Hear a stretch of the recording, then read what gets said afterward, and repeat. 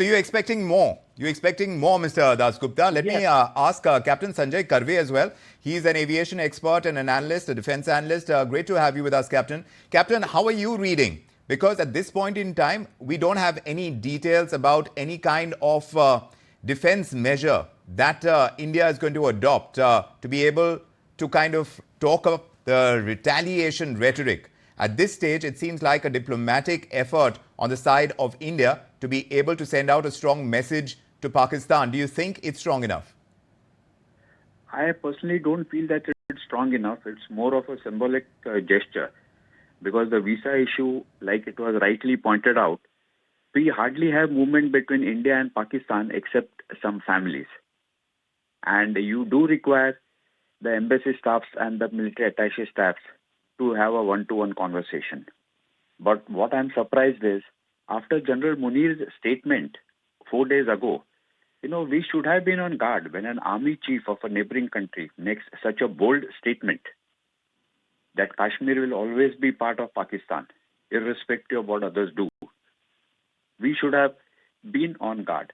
And I am also wondering as to why the police did not have any inputs, or the IB did not have any inputs of this particular incident. So this features what have been implemented or what have been announced. I think this is more for a public consumption that, look, we are reacting. I'm sure the government must be mulling as to what else needs to be done, and I'm sure they would react accordingly, because finally 26 innocent lives matter a lot. And people in Kashmir also know that it is going to affect their livelihood, because all said and done, Kashmir survives on tourism, irrespective of what the government of the day may say. So this is just the first step which the government has announced. In fact, this should have been announced straight away instead of waiting for 2 days.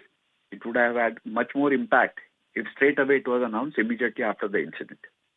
As the first round, it is enough. You remain unconvinced about that. Let me take that across to Lieutenant General as well. At this point in time, the armed forces have been asked to stay in standby mode. How do you read into that? With the kind of statements coming through from the Defense Ministry, what is the typical kind of engagement that takes place between the centre and the armed forces when you have a situation of this kind?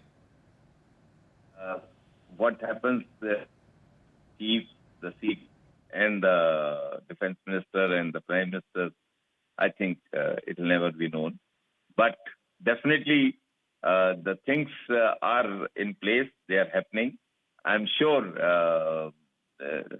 the action to give the right message at the place of its choosing and at a time when it hurts maximum to Pakistan is definitely under consideration. I have no doubt about it. It will happen. References? Apart from then, economic sanctions, economic retaliation will also happen. The political will also happen. But Lieutenant General, are you going by the past instances where India has gone ahead? I'm not going by the past instance. I'm going by what I have seen the Indian Army. Some of it may have already been done.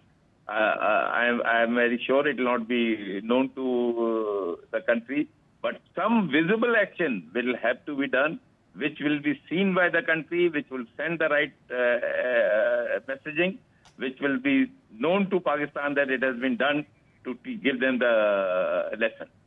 But a lot of things must have already happened. Right. And in terms of... I have enough, the army does not leave such people unattended.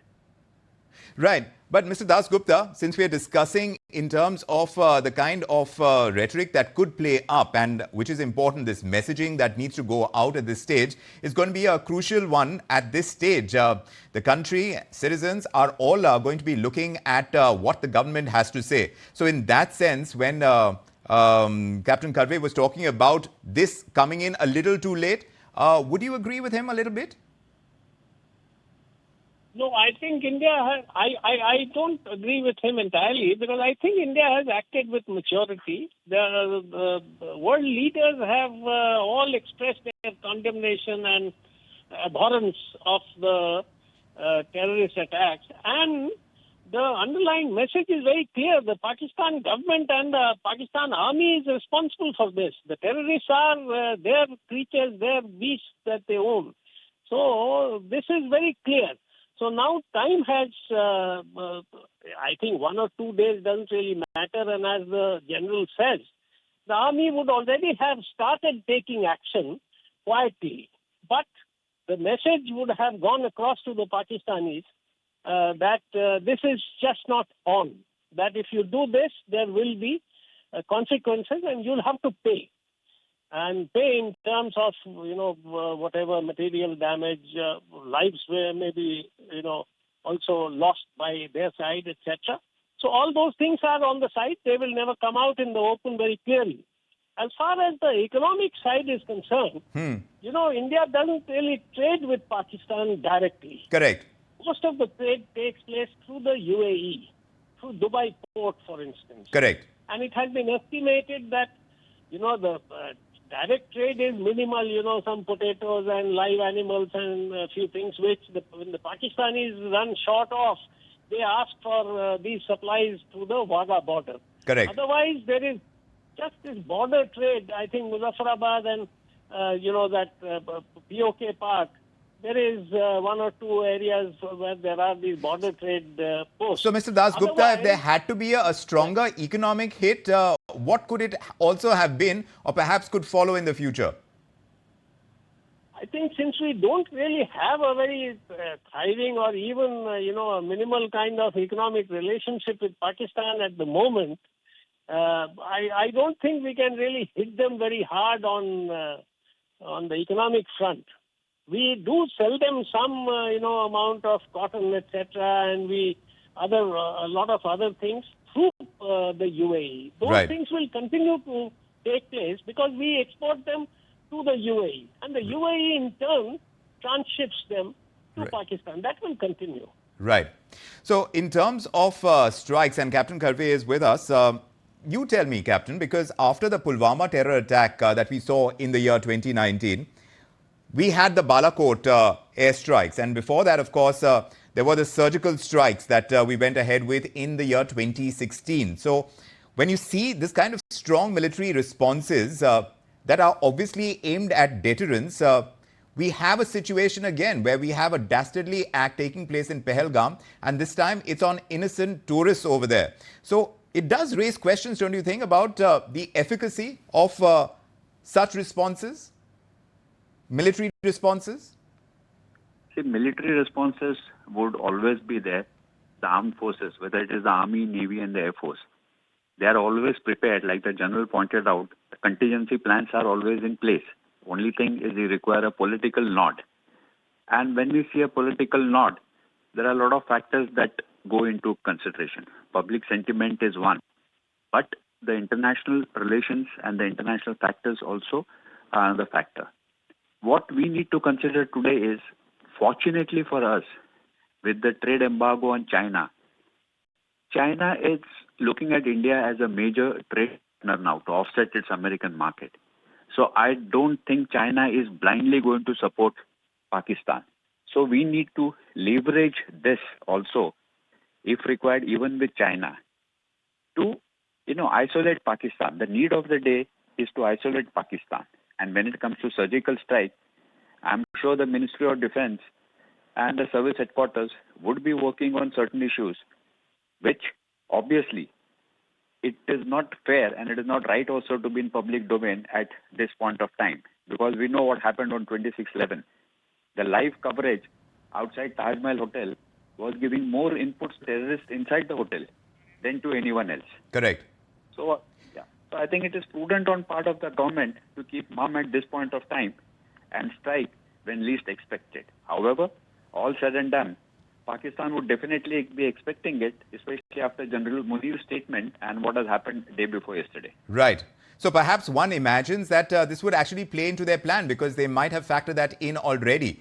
But what the larger game plan is on the Pakistani side, we'll have to kind of wait and watch in terms of their reaction to what India is going ahead with, this kind of diplomatic strike at least, that has been announced by them. We, of course, thanking Captain Sanjay Karve our aviation expert, a defense analyst who's joined us on the show, along with Lieutenant General Vishnu Chaturvedi and Jan Das Gupta, former ambassador and India's representative to the WTO. Gentlemen, thank you very much for your insights on our special coverage.